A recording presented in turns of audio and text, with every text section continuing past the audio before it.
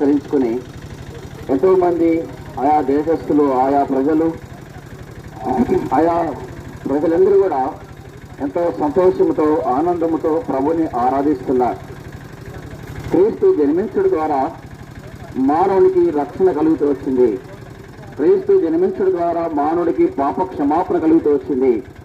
ప్రభుయేసు క్రీస్తు వారు జన్మించడం ద్వారా మానవుడికి పాపములు క్షమించబడడానికి ప్రభుయేసు క్రీస్తు వారు మానవుడుగా జన్మించి 33 సంవత్సరాలు మానవుడిగా జీవించి అనేకులను స్వస్థపరుస్తూ, అనేకులను బాగుపరుస్తూ చివరికి శిలువకు అప్పగించబడ్డాడు.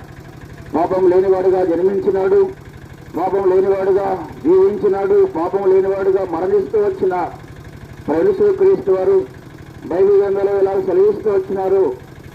ప్రయాసపడి పాపభారం వహిస్తున్న సమస్త జనులారా నా యొద్దకు రండి, నేను మీకు విశ్రాంతి కలగజేస్తున్నానని ప్రభుయేసు క్రీస్తు వారు తెలియపరుస్తూ వచ్చిన ప్రభు దగ్గర రావడం ద్వారా, ప్రభు చూడడం ద్వారా గొప్ప విశ్రాంతి, ప్రభు దగ్గర రావడం ద్వారా, ప్రభుని హృదయంలోకి ఆహ్వానించడం ద్వారా మానవునికి ఎంతో నెమ్మది ఇచ్చినాడు, మానవుడికి ఎంతో సంతోషం ఇచ్చినాడు, మానవుడికి ఎంతో సమాధానం ఇచ్చినాడు.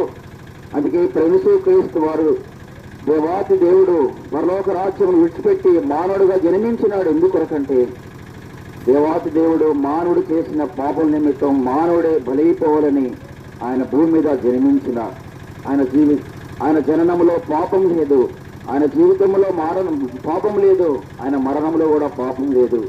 అయితే ఇటువంటి సంతోషం నీకు కావాలంటే, ఇటువంటి ఆనందం నీకు కావాలంటే, ఇటువంటి రక్షణ నీకు కావాలంటే, ఇటువంటి విశ్రాంతి నీకు కావాలంటే నీ హృదయంలో ఉన్న పాపమును తొలగించుకుంటే ప్రభుయేసు క్రీస్తు వారు నిన్ను సంతోషింపజేసేవాడు కూడా. నీ పాపములు క్షమించడానికి ప్రభుయేసు క్రీస్తు వారి లోకానికి వచ్చిన తన ప్రజలను వారి పాపం నుండి ఆయనే రక్షించిన గనుక ఆయన యేసు అని పేరు పెట్టబడుతూ వచ్చింది. తన ప్రజలు రక్షించబడటానికి, తన ప్రజలు మేలు పొందటానికి, తన ప్రజల మీద ఉన్న పాపం అనే భారమును విడిపించడానికి, పాపం అనే భారమును తొలగించడానికి ప్రభుయేసు క్రీస్తు వారు ఈ లోకంలో దేవాది దేవుడుగా మానవుడుగా జన్మిస్తూ వచ్చిన. అందుకే మానవుడి హృదయమును పశువుల పాకగా జ్ఞాపకం చేయబడుతుంది. మానవ హృదయం చూస్తే పశువుల పాక ఎంత కంపుగా ఉంటుందో అట్లాంటి పశువుల పాకలో జన్మించడానికి ఇష్టపడిన దేవుడు. ఈనాడు ఎవరు కూడా పశువుల పాకలో జన్మించడానికి ఇష్టపడరు, కానీ ప్రభుయేసు క్రీస్తు వాళ్ళకు జన్మించవలసి వచ్చింది. మానవుడి హృదయాన్ని జ్ఞాపకం చేస్తుంది.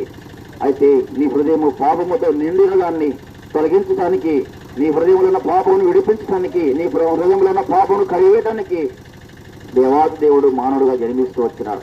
అందుకే నేను చేసిన పాపం నిమిత్తమే